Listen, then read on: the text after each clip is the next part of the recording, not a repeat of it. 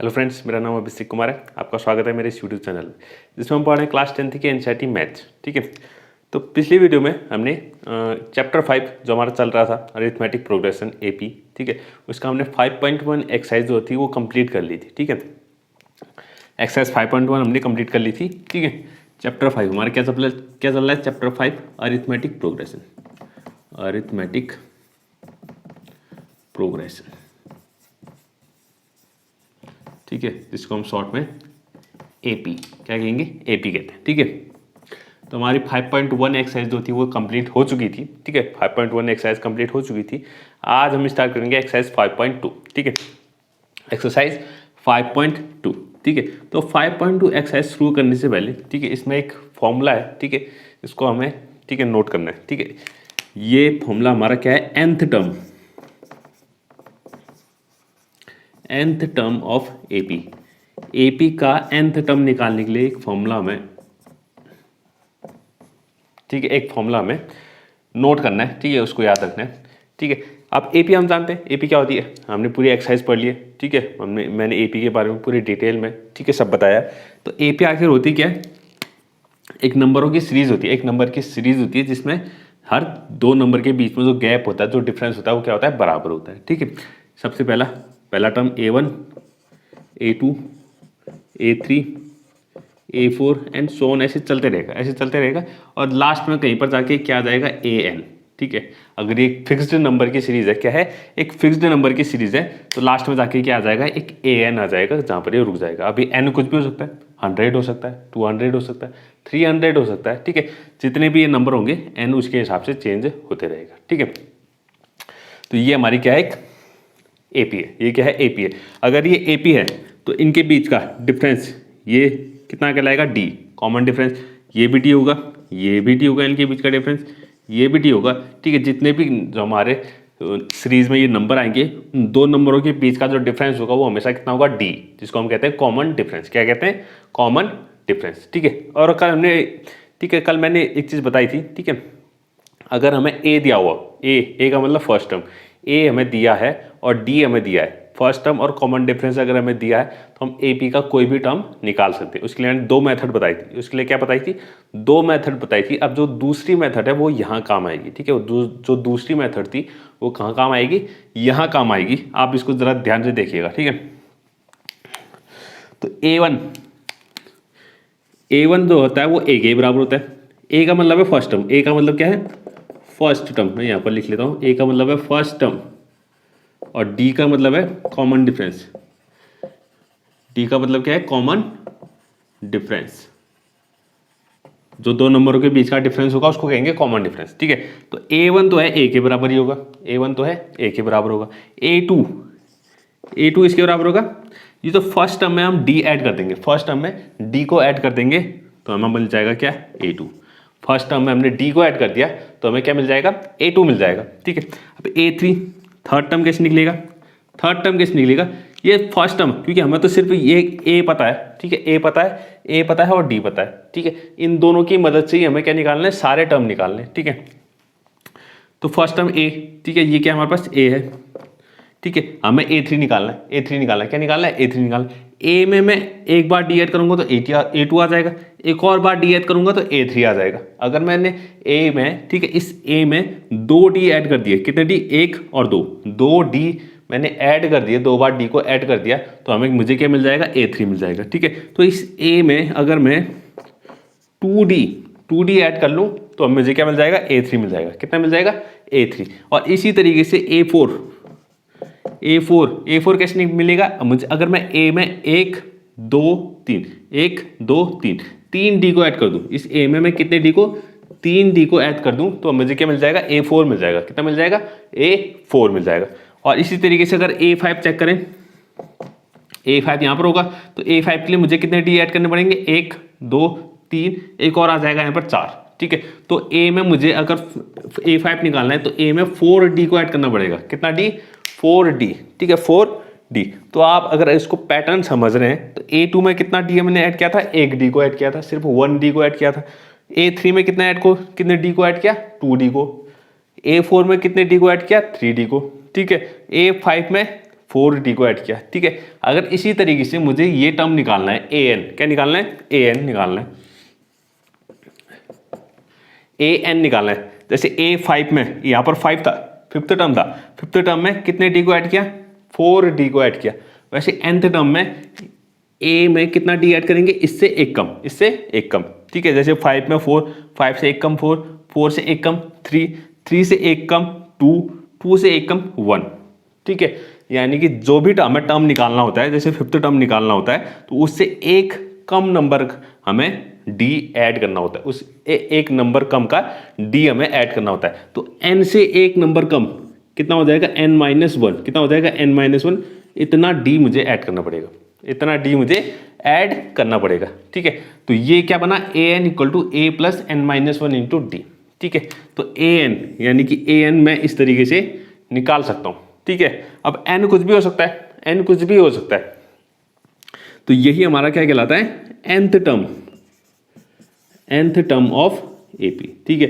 ये जो second exercise है, इसमें ये फॉर्मूला पूरा काम आता रहेगा, ठीक है। सेकेंड एक्सरसाइज का, इसके अगले एक्सरसाइज में भी ये बहुत काम आएगा, ठीक है। तो ए एन इक्वल टू कितना हो गया, ए प्लस n-1 इंटू डी। तो ये मेरा क्या है, nth टर्म ऑफ एपी, यानी कि एपी का कोई भी टर्म मैं इस फॉर्मूले से निकाल सकता हूँ, कोई भी टर्म मैं इस फॉर्मूले से निकाल सकता हूँ। अगर मुझे 50 टर्म निकालना है, 50वां टर्म निकालना है, कितना निकालना है, 50वां टर्म निकालना है, तो n की जगह 50 रख लो, n की जगह क्या रख लो, 50। अगर मुझे 50वां टर्म निकालना है तो a 50 हो जाएगा, ये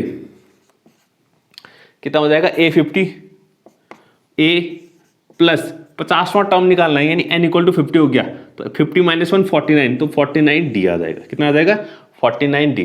तो a 50 इक्वल टू कितना हो जाएगा, a plus 49 D, a plus 49 D.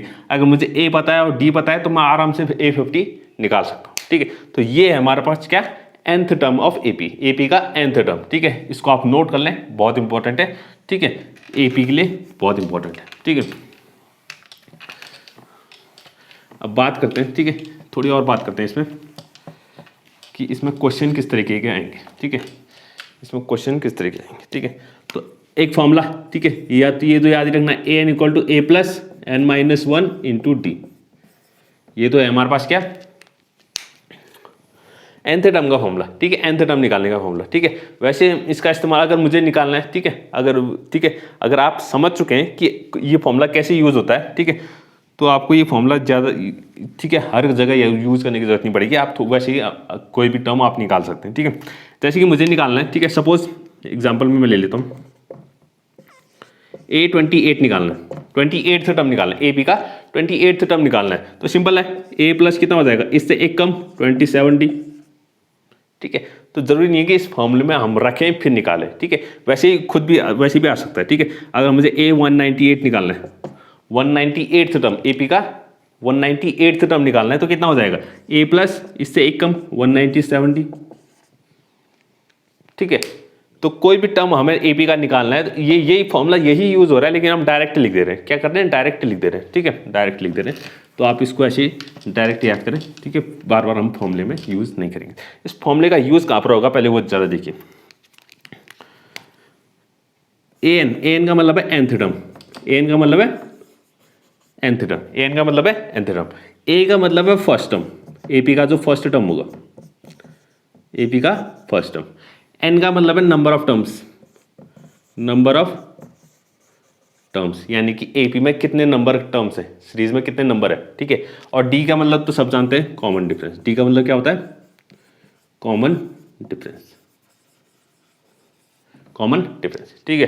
तो ये 1 2 3 4, ये 4 चीजें इस फॉर्मूले में हमें दी हुई है, ठीक है, ये 4 चीजें दी हुई हैं। इन 4 चीजों में से कोई 3 चीज वो हमें दे देगा, ठीक है, किसी 3 की वैल्यू दे देगा, जैसे कि nth टर्म दे देगा, फिर फर्स्ट टर्म दे देगा, नंबर ऑफ टर्म्स दे देगा, ये 3 की वैल्यू हमें देगा और पूछेगा कॉमन डिफरेंस बताओ, पूछेगा कॉमन डिफरेंस बताओ, तो हम इस फॉर्मूले में रखेंगे और कॉमन डिफरेंस को निकाल लेंगे, ठीक है। या फिर पूछ सकता है वो क्या, nth टर्म दिया होगा, नंबर ऑफ टर्म्स दिया होगा, कॉमन डिफरेंस दिया होगा और पूछेगा कि फर्स्ट टर्म निकालो, फर्स्ट टर्म निकालो, ठीक है। तो हम इसी फॉर्मूले में रख के फिर से फर्स्ट टर्म निकाल लेंगे, ठीक है। तो ये फॉर्मूला इस तरीके से यूज होता है, ठीक है। इन जो जितनी भी हमें वैल्यूज दे रही है, इनमें से अगर एक वैल्यू हमें मिसिंग है, ठीक है, एक वैल्यू हमें नहीं दी हुई है, तो उस वैल्यू को निकालने के लिए हम इस फॉर्मूले का इस्तेमाल करेंगे, ठीक है। तो ठीक है, यही हम आज की एक्सरसाइज में या आज के क्वेश्चन में करने वाले हैं। ठीक है, तो आज की एक्सरसाइज हम स्टार्ट करते हैं। ठीक है, एक्सरसाइज 5.2। ठीक है, एक्सरसाइज 5.2। तो एक्सरसाइज 5.2 हम स्टार्ट करते हैं। तो एक्सरसाइज 5.2 में जो पहला क्वेश्चन हमें दे रखा है, ठीक है, एक्सरसाइज 5.2 का पहला क्वेश्चन जो हमें दे रखा है वो कुछ टेबल के रूप में दिया हुआ है, टेबल दी हुई है। ठीक है, पहला क्वेश्चन कह रहा है, ठीक है, मैं पढ़ देता हूं एक बार। Fill in the blanks in the following table given that A is the first term. A जो है फर्स्ट टर्म दिया हुआ है, डी का मतलब है कॉमन डिफरेंस, ए एन का मतलब है nth term of A P. ठीक है, तो चार वैल्यूज हमें टेबल में दे रही है। ठीक है, जरा मैं टेबल एक बार प्राउड टेबल बना लेता हूँ। ठीक है, फिर इसमें बात करते हैं। ठीक है,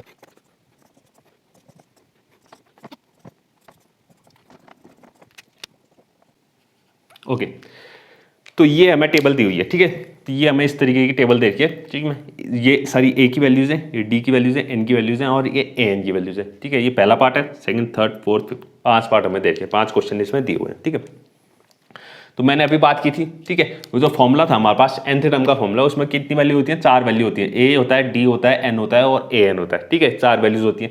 ठीक है, तो पहला क्वेश्चन, पहला पार्ट क्या बोला है? इसमें ए हमें दिया हुआ है, डी हमें दिया हुआ है, एन दिया हुआ है, ए एन निकालना है। 3 वैल्यूज दे रखी है, चौथी वैल्यूज हमें निकालनी है। चौथी वैल्यू निकालने के लिए वही फॉर्मूला हमारा यूज होगा। ठीक है, वही फॉर्मूला हमारा यूज होगा। ठीक है, तो इसको मैं एक काम करता हूँ, टेबल हम यहीं पर रहने देते हैं, सॉल्यूशन मैं यहाँ करते रहता हूँ। ठीक है, सॉल्यूशन मैं यहाँ करता हूँ। ठीक है, तो पहला जो इसका पहला पार्ट है, ठीक है, इसका जो पहला पार्ट है, सबसे पहले फॉर्मूला लिख लेते हैं। ठीक है, फॉर्मूला यहाँ पर लिख लेते हैं, nth term of A P, nth term of A P, इसका फॉर्मूला अब तो याद हो गया होगा। ए एन इक्वल टू होता है A plus N minus 1 into D, A plus N minus 1 into D. ठीक है, इतना कुछ हार्ड फॉर्मूला नहीं है। ठीक है, आसान सा है। तो इसमें ए एन निकालना है, हमें क्या निकालना है? ए एन निकालना है। तो ए एन को ए एन ही रहने देते हैं। ए हमें कितना दिया हुआ है? पहले पार्ट में 7 दिया हुआ है, पहले पार्ट में 7 दिया हुआ है। एन कितना दिया हुआ है? एन हमें 8 दिया हुआ है।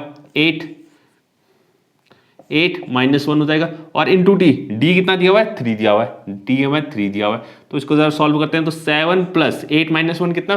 7। तो 7 इंटू 3 हो गया। 7 प्लस 7 3 जा 21, और 21 प्लस 7 28। तो ए एन की वैल्यू जो आ गई हमारे पास, वो कितनी आ गई? 28 आ गई। ए एन की वैल्यू कितनी आ गई?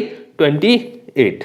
ठीक है, तो बहुत आसान सा। ठीक है, ज़्यादा कोई इसमें परेशानी वाली बात नहीं थी। ठीक है, तो ए एन की वैल्यू जो आ गई वो कितनी आ गई? 28 आ गई। पहला पार्ट हमारा कंप्लीट, पहला पार्ट कंप्लीट। ठीक है, इसी तरीके से सारे पार्ट हमें करते जाने। ठीक है, तो सेकंड पार्ट कह रहा है, सेकंड पार्ट में क्या कह रहा है? सेकंड पार्ट में हमें क्या मिसिंग है? ए दिया हुआ है, एन दिया हुआ है, ए एन भी दिया हुआ है, हमें डी निकालना है। क्या निकालना है? डी निकालना है। ठीक है, सेकंड पार्ट में हमें डी निकालना है, डी निकालना है। डी की जगह डी रहने देंगे, बाकी सारी वैल्यूज हम रख लेंगे। ठीक है, ए एन में कितना दिया हुआ है? 0 दिया हुआ है। ठीक है, ए एन की जगह कितना दिया हुआ है? 0। तो ए एन की जगह पे मैंने 0 लिख दिया।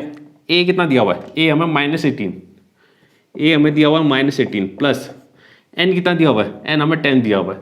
ठीक है, 10 माइनस 1, और डी हमें निकालना है, तो डी की जगह डी रहने देंगे। ठीक है, -18 को उठा के इस तरफ ले आते हैं, -18 को उठा के इस तरफ ले आते हैं, तो -18 इस तरफ आके +18 हो जाएगा, यानी कि 0 + 18। तो 0 + 18 कितना होता है? 18 ही होता है। ठीक है, और 10 माइनस 1 कितना होता है? 9, 9 into D, 9 into D.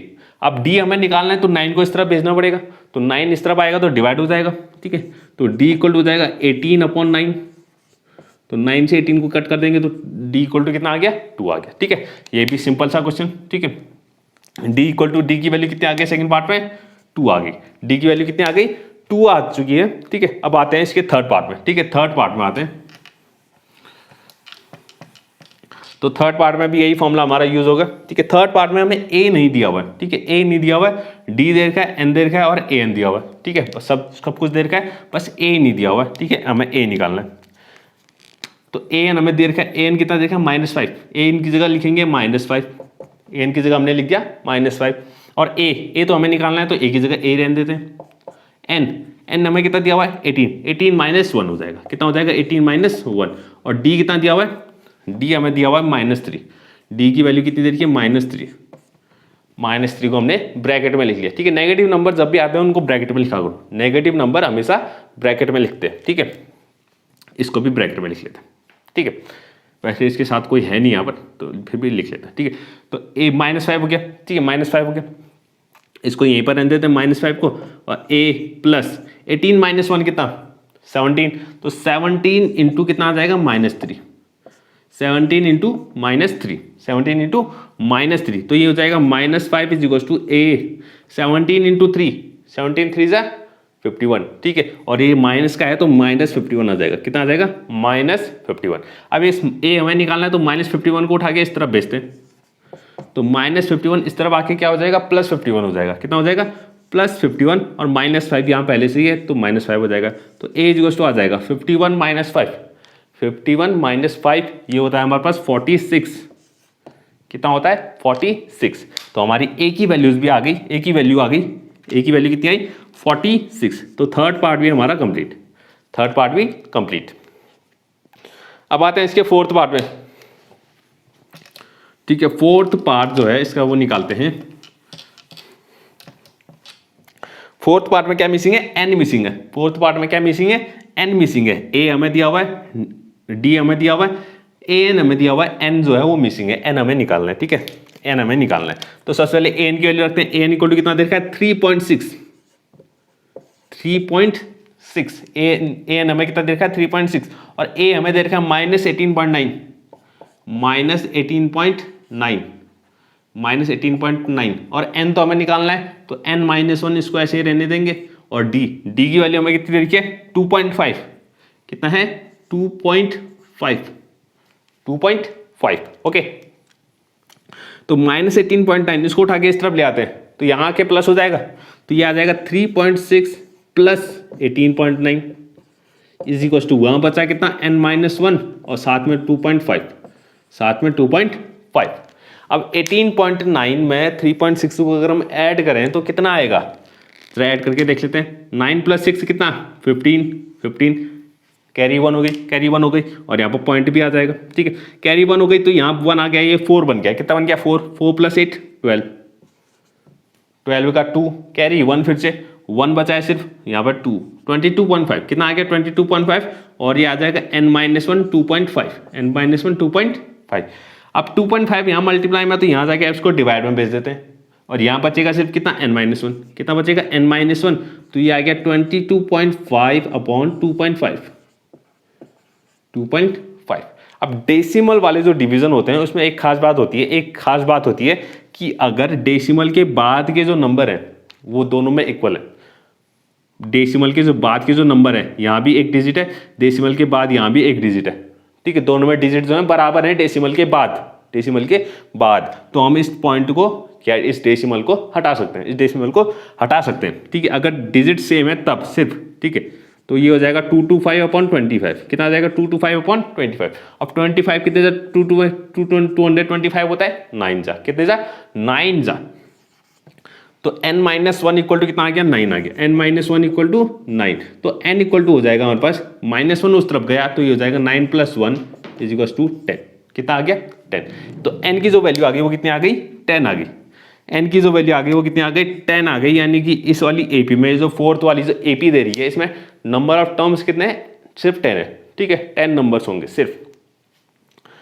10 numbers होंगे, ठीक है। अब आते हैं इसके आखिरी पार्ट में, ठीक है, ये हमारा फोर्थ पार्ट भी कंप्लीट, इसका आखिरी पार्ट आते हैं, तो आखिरी पार्ट में हमें an निकालना है, क्या निकालना है an, ठीक है, तो फॉर्मूला रखते हैं, बाकी सब हमें दे रखा है, a दे रखा है, d दे रखा है और n दे रखा है, ठीक है, a दे रखा है, d दे रखा है और n दिया हुआ है, ठीक है, तो हमें an निकालना है, तो an कितना दे रखा है, ठीक है, an हमें निकालना है, तो n की जगह an रहने देते हैं, a कितना दे रखा है 3.5 प्लस dn कितना n कितना दे रखा है 105 -1 इंटू d कितना दे रखा है 0 दे रखा है, d कितना दे रखा है 0, ठीक है, तो an इक्वल टू हो गया 3.5 प्लस 105 - 1 104 इंटू 0, तो इंटू 0 किसी से भी 0 का अगर मल्टीप्लाई करेंगे तो कितना आएगा 0 ही आएगा, तो ये हो जाएगा 3.5 प्लस 0, अब 3.5 प्लस 0 यानी कि an इक्वल टू कितना आ गया 3.5 ही आ गया,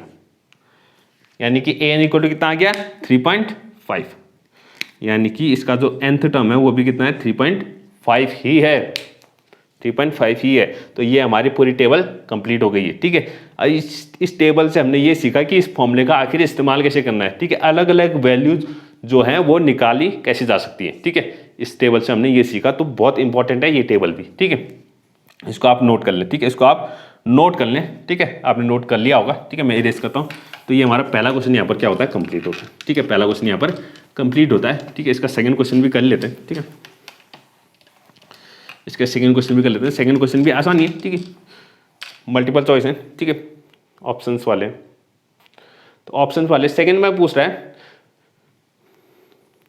सेकंड क्वेश्चन कह रहा है choose the correct choice in the following and justify. ठीक है, तो पहले तो हमें सही ऑप्शन चूज करना है। ठीक है, सही ऑप्शन चूज करना है और उसको जस्टिफाई भी करना है कि आखिर हमारा आंसर क्यों ये सही है। ठीक है, तो सेकंड वाला जरा देखें, इसका फर्स्ट पार्ट, इसमें भी 2 पार्ट हमें। फर्स्ट पार्ट कह रहा है 30th टर्म। ठीक है, 30th टर्म ऑफ एपी, एक एपी हमें दे रखी है 10, 7, 4 एंड सो ऑन इज। ठीक है, इसका 30th टर्म निकालना है हमें। ठीक है, ऑप्शन क्या दे रखे हैं 97, 77, -77 और -87। ये डी ऑप्शन है, ये सी ऑप्शन है, ये बी ऑप्शन है और ये ए ऑप्शन है। ठीक है, तो ये कुछ ऑप्शंस हमें दे रखे हैं और ये क्वेश्चन दे रखा है। 30th टर्म, इस एपी का 30वां टर्म निकालना है, A30 निकालना है। कितना निकालना है, A30 निकालना है। कितना निकालना है, A30। 30th टर्म मतलब A30। अब आप जरा थोड़ा सा पीछे अगर ध्यान दें तो मैंने बताया था कोई भी टर्म अगर एपी का निकालना हो तो A30 निकालना है। जैसे A30 निकालना है तो कितना हो जाएगा A प्लस 29D। कितना हो जाएगा A प्लस 29D। इसमें हमने वही फॉर्मूला यूज किया लेकिन डायरेक्ट लिख दिया है। ठीक है, डायरेक्ट लिखने की आदत डालें। ठीक है, तो A30 इक्वल कितना हो जाएगा A प्लस 29D। अब A30 मुझे निकालना है तो मुझे A चाहिए और D चाहिए, A चाहिए और D चाहिए। A तो मुझे साफ साफ दिख रहा है, A का मतलब होता है फर्स्ट टर्म। तो A इक्वल टू कितना दिया हुआ है, 10 दिया हुआ है। A इक्वल टू कितना दिया हुआ है, 10 दिया हुआ है। और D कैसे निकलेगा, अगर आप पिछली एक्सरसाइज जो मेरी कल की वीडियो थी आप वो ध्यान दें तो हमने A और D, ठीक है, ऐसे बहुत सारे क्वेश्चन किए थे कि AP दे रही है, उसमें हमें फर्स्ट टर्म और कॉमन डिफरेंस निकालना होता है। ठीक है, तो वही अगर आप याद करें, ठीक है, तो पहला टर्म तो ये हो गया। और D कैसे निकलता है, common difference second term minus first term, second term minus first term.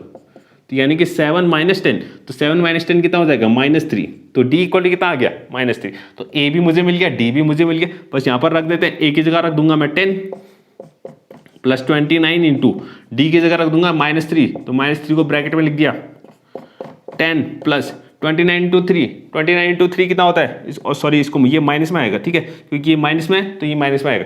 3 9 = 27, 3 9 = 27, carry हो गई 2, 3 2 = 6 और ये हो गया 87। कितना आ गया, 87 आ गया। तो 10 - 87 कितना होता है, -77 होता है। कितना होता है, -77। ठीक, तो आंसर कौन सा सही है इसका, सी ऑप्शन, -77। तो इसका इस एपी का जो 30th टर्म होगा वो कितना होगा, -77 होगा। ठीक है, -77 होगा। तो इसका फर्स्ट पार्ट, इसका सेकंड पार्ट भी कर लेते हैं फटाफट। ठीक है, इसका सेकंड पार्ट देखते हैं। सेकंड पार्ट में बोल रहा है हमें 11th टर्म फाइंड करना है। क्या करना है, 11th term, 11th term of the AP,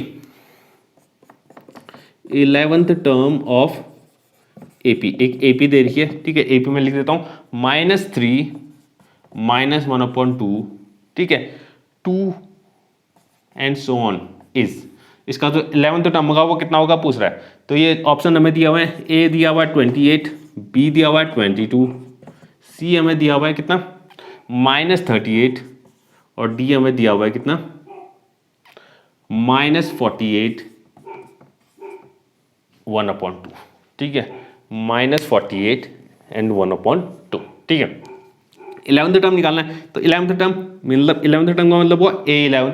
तो A11 कितना हो जाएगा, A + 10D, यानी इससे एक कम 10D। ठीक है, अब A और D की वैल्यू मुझे चाहिए। A तो साफ दिख रहा है, A = कितना हो गया, -3 हो गया। A तो मुझे साफ दिख रहा है फर्स्ट टर्म, और D कैसे निकलेगा, second term minus first term. तो सेकंड टर्म कितना है, -1/2 है। और -3 करना है, -3, तो ये +3 हो जाएगा। इसका ध्यान दे, तो इसके नीचे मैंने 1 लिख दिया, इसके नीचे कितना लिख दिया, 1 लिख दिया। एलसीएम ले लेते तो कितना आ जाएगा, 2 आ जाएगा। एलसीएम लेके कितना आ गया, 2 आ गया। 2 कितने जा, 2 1 जा, तो 1 × -1 -1 ही हो गया, प्लस 1 कितने जा 2, 2 जा, और 2 3 जा 6 हो गया, तो 6 - 1 5, तो ये आ गया 512। डी की वैल्यू कितनी आ गई 512। तो ए भी मुझे मिल गया, डी भी मुझे मिल गया, बस इसमें यहाँ पर रख देते। ए की जगह रखेंगे